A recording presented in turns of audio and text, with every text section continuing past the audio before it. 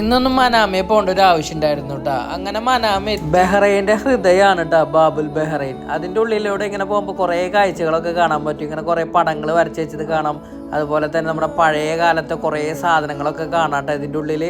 അങ്ങനെ പിന്നെ നേരെ എനിക്ക് ഫിറോസ് ഖാൻ്റെ റൂമിലൊന്ന് പോകണമായിരുന്നു. അങ്ങനെ ഫിറോസ് ഖാൻ റൂമിൽ എത്തിയിട്ട് അപ്പോൾ അതേ ഫിറോസ് ഖാൻ ജൂനിയറിനെയും കൊണ്ട് വരുന്നുണ്ട്. ജൂനിയർ ഭയങ്കര കമ്പനിയാട്ടാ, നമ്മളോടൊക്കെ അടിപൊളി കമ്പനിയാ ചെക്കൻ. അങ്ങനെ ഞങ്ങൾ മൂന്നാളും കൂടിയിട്ട് എനിക്ക് കുറച്ച് മീൻ വാങ്ങണമായിരുന്നു കേട്ടോ. ഇന്ന് എനിക്കൊരു സ്പെഷ്യൽ ആയിട്ട് ഉണ്ടാക്കാൻ കേട്ടോ. ഇവിടുന്ന് ഞാൻ എന്ത് ചെയ്തു, മത്തി വാങ്ങി, കൂന്തൽ വാങ്ങി, അയില വാങ്ങിയിട്ടാ. അങ്ങനെ പിന്നെ ഫിറോസ് ഖാൻ ചെക്കനും പോയിട്ടാ. പിന്നെ ഞാൻ അവിടുന്ന് നേരെ ബസ് കയറാൻ നടന്നു. അങ്ങനെ ബസ് കയറി ഞാൻ റൂമിലെത്തിയിട്ട് നമുക്ക് നമ്മുടെ സ്പെഷ്യൽ ഉണ്ടാക്കാം കേട്ടോ. ഇന്ന് ചാള വെച്ചിട്ടാണ് കേട്ടോ ഒരു സ്പെഷ്യൽ ഉണ്ടാക്കാൻ പോണം. നമ്മുടെ ഇൻസ്റ്റയിലൊക്കെ വൈറലായിട്ട് ഒരു റീൽ ഉണ്ടായിരുന്നില്ല, ആ സാധനം ഉണ്ടാക്കാന്ന് വിചാരിച്ചിട്ടാ. ഇതിൽ ഏറ്റവും വലിയ ടാസ്ക് എന്താണെന്ന് വെച്ചാൽ ഇത് ക്ലീൻ ചെയ്യൽ തന്നെയാട്ടാ. അതുകൊണ്ട് ഞാൻ 3 എടുത്തുള്ളൂ. കൂടുതൽ എടുത്തു കഴിഞ്ഞാൽ മൊത്തം ക്ലീൻ ചെയ്ത് വരുമ്പോഴത്തേനും പാതിരാത്രിയാവും.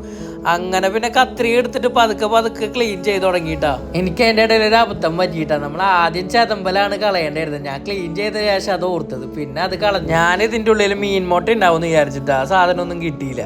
പിന്നെ മീൻ എടുത്തിട്ട് അതിന്റെ മേലെ വരഞ്ഞൂട്ടാ, നല്ല വരകൾ. അങ്ങനെ നമ്മുടെ മീനിന്റെ പരിപാടികളൊക്കെ കഴിഞ്ഞൂട്ടാ. ഇനി മീൻ ഒരു സൈഡിലേക്ക് നീക്കി വെച്ചിട്ട് നേരെ ഒരു ഫ്രൈ പാൻ എടുത്ത് വെച്ചിട്ട് അതിൽ കുറച്ച് ഓയിൽ ഒഴിച്ചുട്ടാ.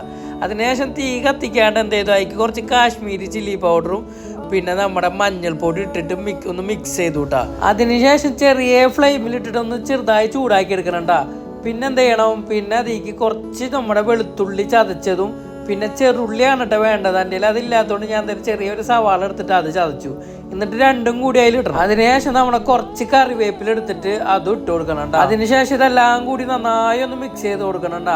പിന്നെ നമ്മുടെ കോൽപ്പുളി ഇല്ലേ, അത് വെള്ളത്തിലിട്ട് കുറച്ച് പുളിവെള്ളം കൂടി ഒഴിച്ച് കഴിഞ്ഞാൽ കുറച്ച് ഉപ്പും കൂടി ഇട്ട് കഴിഞ്ഞാൽ ഇത് സെറ്റായി. എന്നിട്ട് ഇത് എന്ത് ചെയ്യണം, നന്നായി മൂപ്പിക്കണം കേട്ടോ. നന്നായിട്ട് ഇളക്കി കൊടുക്കണം. ഇളക്കി അടി പിടിക്കാണ്ട് നന്നായി മൂപ്പിച്ചെടുക്കണം കേട്ടോ. അതിനുശേഷം നമ്മൾ വരഞ്ഞു വെച്ചേക്കണം നമ്മുടെ മീൻ എടുത്തിട്ട് ഇതിന്റെ മേലെ ഇങ്ങനെ പരത്തി ഇട്ട് കൊടുക്കുക കേട്ടോ. പിന്നെ കുറച്ച് മസാല കോരിയിട്ട് അതിന്റെ മേലൊക്കെ ഇട്ട് കൊടുത്തിട്ട് ഒന്ന് അടച്ചു വെച്ചിട്ട് കുറച്ച് അരിഞ്ഞ് കാത്തിരിക്കണം കേട്ടോ. പിന്നെ ഇടയ്ക്ക് തുറന്നിട്ട് അങ്ങോട്ടും ഇങ്ങോട്ടൊക്കെ ഒന്ന് മറിച്ചിട്ട് കൊടുക്കണം, അല്ലെങ്കിൽ അടി പിടിച്ചു പോകും. അങ്ങനെ കുറേ നേരങ്ങൾക്ക് ശേഷം സാധനം സെറ്റായിട്ടോ. ഞാൻ പിന്നെ ഒരു ഭംഗിക്ക് വേണ്ടിയിട്ട് എന്ത് ചെയ്തു, കുറച്ച് സവാള കട്ട് ചെയ്തത് കൂടുതലുണ്ടായിരുന്നു. അത് അതിൻ്റെ മേലെ ഇട്ട് കൊടുത്തു. പിന്നെ കുറച്ച് മല്ലിയിലും കൂടി ഇട്ട് കൊടുത്തിട്ടാ. എന്നിട്ട് അതിൽ നിന്നൊരു കഷ്ണം ഇങ്ങനെ പൊട്ടിച്ചിട്ട് ഞാനൊന്ന് ടേസ്റ്റ് ചെയ്ത് നോക്കിട്ടോ. നല്ല കിട്ടില്ല സാധനമായിരുന്നു.